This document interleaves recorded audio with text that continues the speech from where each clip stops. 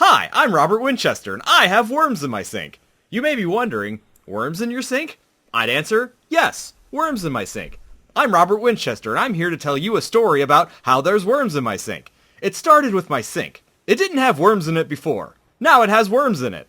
The end. How many worms? Enough for me to say that I'm Robert Winchester, and I have worms in my sink. Where did the worms come from? They came from my sink, where they currently reside. Does Robert Winchester, me, want worms in my sink?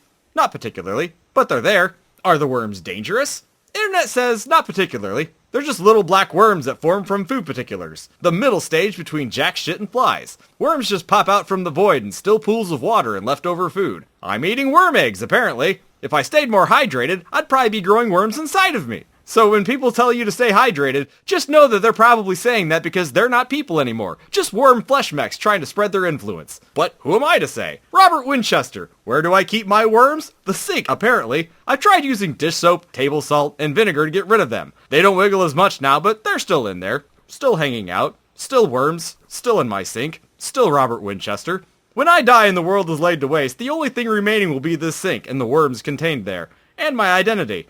Unless the worms steal my identity and relocate, then maybe I'll lay in the sink and steal their identity, reversing the roles but keeping the dynamic alive. Worms are Robert Winchester and I'm in my sink. How do I fit? I don't. Exercise is for chumps. This belly remains. Worms or no, exercise just doesn't work out. Go home, Dad, you're drunk. Bye, worms! Bang! So stupid. It's dumb. So And the worst stupid. part is I scripted it. It doesn't make it less dumb. It just makes it more structured. It's more structured stupidity. That's what it is, Blair. It's structured stupidity. You understand, Buster? Structured stupidity. It's stupidity structured.